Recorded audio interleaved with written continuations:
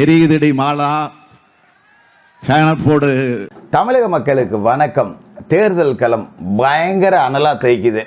பல இடங்களுக்கு நாம் நேரில் மக்களை சந்திக்க போய் நிலவரம் என்ன அப்படிங்கிறத பேசிட்டு வந்திருக்கோம். அதனால தான் 2 நாள் வீடியோ அப்படிங்கிறது தாமதமாயிருக்கு. கிட்டத்தட்ட 40 தொகுதிகளுக்குமான துல்லியமான நிலவரம் அப்படிங்கிறத எடுத்துகிட்டு வந்தாச்சு. இன்னைக்கு இந்த வீடியோவில் நாம் என்ன பார்க்க போகிறோம் அப்படின்னா, எந்த தொகுதியும் பார்க்க போகிறதில்ல. ஏன்னா போகிற இடத்துல எல்லாமே திமுகவினரை மக்கள் அடித்து விரட்டிக்கிட்டு இருக்காங்க. எல்லா வேட்பாளரும் தொகுதிகளுக்குள்ளே போய் பிரச்சாரம் பண்ணுறப்ப பல இடங்களில் மக்களை சந்திக்க முடியாமல் மக்கள் நாக்க பிடுங்குற மாதிரி கேள்வி கேட்குறாங்க, தூக்கில் தொங்குற மாதிரி கேட்குறாங்க. ஆனால் மானரோசம் உள்ளவன் தான் தூக்கில் தொங்குவான், எங்களுக்கும் மானரோசத்துக்கும் சம்மந்தம் இல்லைன்னு சொல்லிட்டு திமுகவினர் திரும்பி வந்துக்கிட்டு இருக்காங்க. எங்கடா போகிற இடத்துலலாம் அடித்து விரட்டுறாங்களே. ஆனால் நம்ம திராவிட மாடல் ஆட்சியில் பாலாரும் தேனாரும் ஓடுதுன்னு நினச்சிக்கிட்டு இருக்கோமே. 3 வருஷமாக நம்ம தான் அத்தனையுமே அறுத்து தள்ளிட்டோமே அப்படின்னு நினச்சிக்கிட்டு இருந்த முதலமைச்சருக்கு இந்த வேட்பாளர்கள் எல்லாத்தையும் அடித்து விரட்டப்படுறதை பார்த்து இப்படி பேச ஆரம்பிச்சிட்டாரு. எரியுதடி மாலா போடு. இதுதான் அவரோட மனநிலை. எரிதிரி மாலா ஃபேனை போடு அப்படின்னு அவர் வாயாலேயே சொன்னார். அதை கேட்டிங்க இல்லையா? அப்படி தான் இன்றைக்கி ஸ்டாலின் அவர்களோட மனநிலை அப்படிங்கிறது இருக்குது. என்ன 19 சொல்கிறீங்க, எங்கே யாரை அடித்து விரட்டினாங்க அப்படின்னு நீங்கள் சொல்லலையே அப்படின்னு கேட்கலாம். 40 தொகுதியிலே அடித்து விரட்டுறாங்க, எங்கே யாருன்னு நாம் குறிப்பிட்டு சொல்கிறது. சில விஷயங்கள் என்ன சொல்லுவோமா, வைகோவோட மகன் துரை வையாபுரியை ஆதரித்து நம்ம திராவிட இளவரசர் திருச்சிக்கு ஓட்டு கேட்க போயிருக்காரு. என்ன சின்னம் பார்த்தீங்களா? தீப்பெட்டி சின்னம். ஏன்னா வைகோ மோகன் தானே சிகரெட் வியாபாரி, ஐடிசி ஏஜென்சி பூரா அவர் தானே எடுத்து வச்சிருக்காரு. சிகரெட் வியாபாரிக்கு தீப்பெட்டி சின்னம் கொடுக்கறது தானே சரியாக இருக்கும். ஏன்னா தீப்பெட்டி இல்லாமல் சிகரெட்டை வச்சுட்டு மட்டும் என்ன பண்ணுவார் அப்படின்னு சொல்லி தீப்பெட்டி கொடுத்துருக்காங்க. இவருக்கு சிகரெட்டுக்காக தீப்பெட்டி கொடுத்தாங்க. ஆனால் வைகோ பண்ண வேலைக்கு எலெக்ஷன் முடிஞ்சோடனே தீப்பெட்டி இருக்குது, எடுத்து கொளுத்திக்க அப்படின்னு தேர்தல் ஆணையமே கொடுத்துருக்கு போல இருக்குது. அப்படி ஒரு அற்புதமான சின்னம். அந்த தீப்பெட்டி சின்னத்துக்கு ஓட்டு கேட்கறதுக்கு திராவிட இளவரசர் போயிருக்காரு. வழக்கமாக போகிற இடத்துலலாம் செங்கல் தூக்கிட்டு போவார் இல்லையா, இங்கே மக்கள் கருங்கல்ல தூக்கிட்டு வந்துட்டாங்க. ஒரு அம்மா கேட்குது, இந்த எந்த கோரிக்கையுமே நிறைவேற்ற மாட்டேங்கிறாங்க, எத்தனையோ இடத்துல மனு கொடுத்து பார்த்துட்டோன்னு. இவர் ரொம்ப பீத்தலாம், மனு கொடுமா எல்லாம் சரியாயிடணும். மனுவெல்லாம் ஏகப்பட்ட இடத்துல கொடுத்தாச்சு, ஒன்றும் நடவடிக்கை எடுக்கலை, நீ என்ன சொல்கிற அப்படின்னு அந்த அம்மா கேட்குது. எந்த தொகுதிமா நீ? திருவரம்பூர் தொகுதி. திருவரம்பூர் எம்எல்ஏ யார்? நம்ம திராவிட மாடல் இளவரசரோட ஃப்ரெண்டு, நம்ம அமைச்சர் அன்பில் மகேஷ் பொய்யாமொழியோட தொகுதி. இங்கே தான் அவரோட எம்எல்ஏ ஆஃபீஸ் இருக்குது, நீ போய் அங்கே கொடுமா அப்படிங்கிறாரு. அங்கெல்லாம் போய் 1008 தடவை கொடுத்துட்டு வந்துட்டேன், ஒரு நடவடிக்கையும் எடுக்கலை, சும்மா வாயால் வட சுடாதீங்க அப்படின்னு அந்த அம்மா மறுபடியும் எழுத்து கேள்வி கேட்குது. அம்மா நம்பிக்கை இருந்தால் கொடுமா, இல்லாட்டி ஆளை விடுமா அப்படின்னு ஓட்டம் எடுக்க தயாராகிட்டார் திராவிட இளவரசர். புறமுதுகிட்டு வர்றது அவருக்கு ஒன்றும் புதுசு இல்லை இல்லையா? ஏற்கனவே பார்த்தீங்கன்னா அரியலூர் மாவட்டத்துக்கு வந்தப்போ கடந்த தேர்தலையே திருமானூரில் ஒரு 4 இளைஞர்கள் விரட்டி விட்டாங்க, ஓட்டுநர் வண்டியை விட்டு இறங்காமல். அதெல்லாம் கண்ணு முன்னாடி போகுமா இல்லையா? அதனால் என்ன பண்ணிட்டாரு, என்னடா போகிற இடத்துலாம் திட்டுறாங்க, நம்மளே ஆரம்பிச்சிட்டாங்களே அப்படின்னு சொல்லிட்டு தீப்பெட்டி சின்னத்துக்கு பதிலாக உதயசூரியன் சின்னத்துக்கு ஓட்டு கேட்டு வந்துட்டார். ஐயோ, ஏற்கனவே நேரு வேலை செய்ய மாட்டேங்கிறாரு, கட்சிக்காரன் ஒருத்தனை வேலை செய்ய மாட்டேங்கிறான், இந்த ஆள் வேறு உதயசூரியன் சின்னன்னு சொல்கிறாருன்னு வைகோ மகன் நடுங்கி போயிட்டார். உதயசூரியனு கேட்டால் மட்டும் அங்கே அப்படியே ஓட்டை அறுத்து தள்ளிட போகிறதில்ல, என்ன பண்ணி தொலைகிறது, எப்பா தீப்பெட்டிப்பா அப்படின்னு கேட்க மறுபடியும் ஐயோ தெரியாமல் சொல்லிட்டேன் தீப்பெட்டி சின்னம் அப்படின்ட்டு வந்துட்டார். இதுதான் நம்ம திராவிட இளவரசருக்கு நேர்ந்த கதி. அது இல்லாமல் போகிற இடத்துலலாம் பச்சை பச்சையாக பேசிகிட்டு இருக்குது, விளக்கு பிடிச்சிங்களா அப்படின்னு. என்னையா பேச்சு இது? நீளம் சத்தியமாக சொல்கிறேன், என் ஆஃபீஸ் வேலையை கூட உதயநிதி வந்தால் அந்த உதயநிதி மாதிரி ஆட்கள்லாம் எடுத்துக்க மாட்டேன் நான். அவ்வளோதான் அவரோட தகுதி. விளக்கு பிடிச்சிங்களான்னு மக்களை பார்த்து கேட்குறாரு. என்னன்னா, கொரோனாவுக்கு தீபம் ஏற்ற சொன்னார்ல பிரதமர் மோடி, இவங்களுக்கு மட்டும்தான் தீபம் அப்படிங்கிறது விளக்கா தெரியும். அது விளக்கு தான். விளக்கு ஏற்றுவதா, விளக்கு பிடிப்பதா? வெக்கம் வேண்டாம், மானம் வேண்டாம், ரோசம் வேணாம், சூடு வேணாம், சொரணம் வேணாம், உடம்புல நல்ல ரத்தம் ஓடணும், அந்த மாதிரிலாம் பேசுவீங்களா நீங்கள் அப்படின்னு ஒரு கேள்விங்க நம்ம வைக்க வேண்டியது இருக்கா இல்லையா? அதோட பெரம்பலூரில் நேருவோட மகன் அருண் நேரு பிரச்சாரத்துக்கு போகிறாரு. பெரம்பலூர் பகுதியில் இருக்கக்கூடிய நரிக்குறவ மக்கள் சுத்து போட்டாங்க, வெளில போட அடிச்சாத ஒரே விரட்டுறாங்க. சுற்றி நின்றுட்டு குறவர் சமூக மக்கள் கண்டபடிக்கு பேசுகிறாங்க. என்னடா பிரச்சனைன்னு பார்த்தா, நரிக்குறவர் சமூக மக்களுக்காக புரட்சி தலைவர் எம்ஜிஆர் முதல்வராக இருந்த காலகட்டத்தில் 2 ஏக்கர் இடம் கொடுக்கப்பட்டிருக்கு. அங்கே தான் அவங்க குடிசை போட்டு தங்கி இருந்திருக்காங்க. இவங்க தான் பெரிய சமூக நீதி செம்மல்களாச்சே. அந்த அடித்தட்டு மக்கள் வாழ்ந்துட்டு போனால் இவங்களுக்கு எங்கே வலிக்குது? அந்த இடத்த பிடுங்கி நீங்களாம் இங்கே இருக்கக்கூடாது, ஊருக்கு ஒதுக்குப்புறமா, அந்த காலகட்டத்தில் ஒதுக்குப்புறமா கொடுத்தாங்க. அது இப்போ நடுவில் வந்துருச்சுக்கிறதும் அதை பிடுங்கிக்கிட்டு ஒரு செருப்பு கம்பெனிக்கு கொடுத்துருக்கானுங்க. இப்போ அவங்க இடம் இல்லாமல் நிற்கிறாங்கன்னு வசமாரி புளிகிறாங்க. நேருவோட பையனுக்கு என்ன பண்ணுறதுனே தெரியாமல் ஓடுறாரு. வழக்கம் போல் புறமுதுகு புலிகளாக மாறிட்டாங்க. சரி, இப்போ அடுத்ததுக்கு வருவோம்.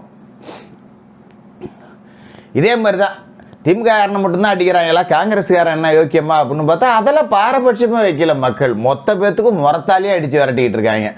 ஜோதிமணி அங்கேருந்து போய் கரூரில் போகிற இடத்தெல்லாம் விரட்டுறாங்க. போன எலெக்ஷனுக்கு வந்து இப்போ தான் பார்க்குறேன், யார் நீ முதல்ல கிளம்பு அப்படின்னு சொல்லிட்டு. என்னடா அப்படின்ட்டு இந்த அம்மா உடனே அழுவ ஆரம்பிச்சிருச்சு. எங்கள் அம்மாவுக்கு உடம்பு சரியில்லைடா, அவங்கள கூட பார்க்கல, இந்த தொகுதிக்காக கஷ்டப்பட்டுட்டு இருக்கேன்.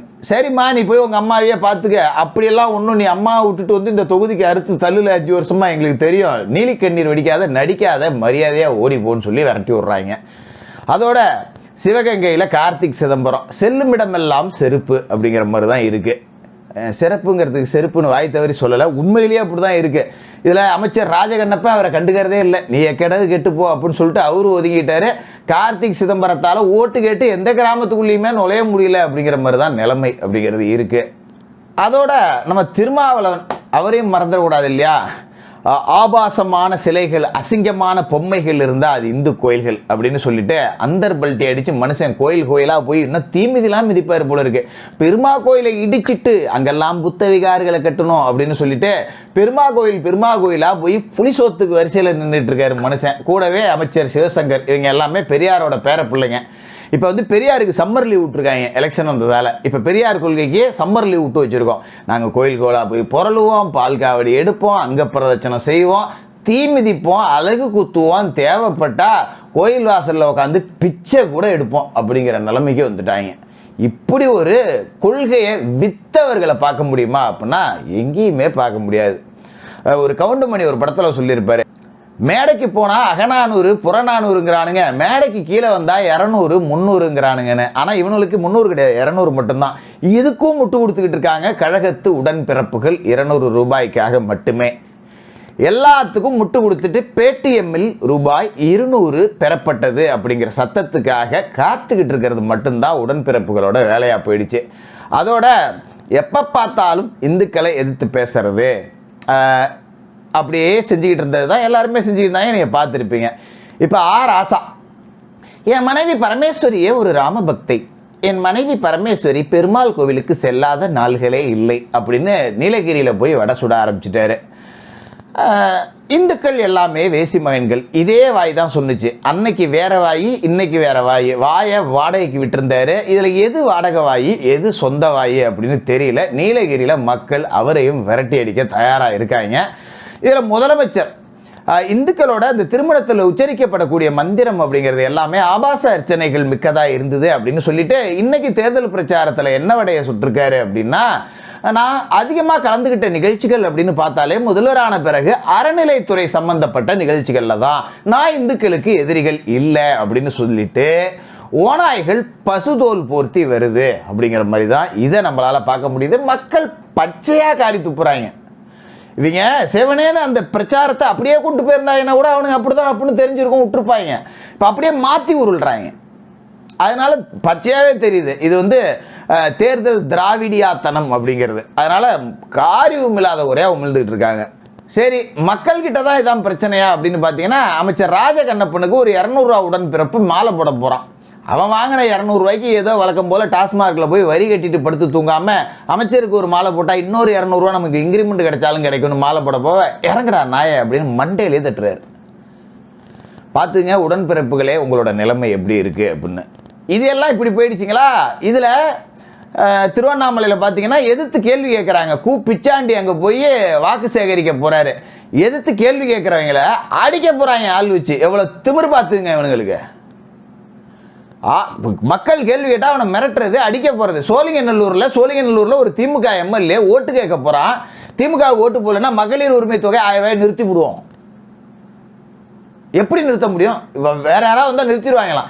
இங்கே நடக்கிறது நாடாளுமன்ற தேர்தலையா? இங்கே யார் ஜெயிச்சாலும் தோத்தாலும் நீங்கள் தான் முதலமைச்சராக இருக்க போறீங்க. எப்படியா மகளிர் உரிமை தொகை? என்ன மிரட்டி பார்க்குறீங்களா மக்களை? அறிவு வேணாம், சோத்துல உப்பு தானே போட்டு திங்கிறீங்க. மக்களுக்கு தெரியாதுன்னு நினச்சிட்டு இருக்கீங்களா? என்னையா பேச்சு இது? அதோட நம்ம அழகான வேட்பாளர் இருக்காங்கல்ல, அவங்க ஓட்டு கேட்குற லட்சணத்தை பார்த்துங்க. தென்சென்னை தொகுதியினுடைய மக்களை பெருமக்களுக்கு என்னுடைய அன்பான வணக்கம். இன்றிலிருந்து நான் இதான் மக்களுக்கு கொடுக்குற மரியாதையா? எவ்வளவு திமிரு பார்த்துங்க. மக்களை மிரட்டுறது, எதிர்த்து கேள்வி கேட்டா ஆள் வச்சு அடிக்கிறது, இவ்வளவு திமிருத்தனத்துக்கு தான் மக்கள் போற இடத்துல விரட்டி உங்களை வெளுக்கிறாங்க. இது தேர்தல் நெருங்க நெருங்க நெருங்க நெருங்க களம் இன்னும் உக்கரமாகும். உடன்பிறப்புகள் தொகுதிக்கு தொகுதி துண்டை காணும் துணியை காணும்னு ஓட போறது உறுதி அப்படிங்கிறது தான் இந்த மக்கள் எழுச்சி காட்டுது. உண்மையிலேயே நான் ரசிக்கிறேன். இது மாதிரி உங்களோட தொகுதி திமுக வேட்பாளர் இல்லை எந்த வேட்பாளராக இருந்தாலும் சரி விரட்டப்பட்ட வரலாறுகள் இருந்தால் கமெண்ட்ல சொல்லுங்க, அதையும் பேசுவோம்.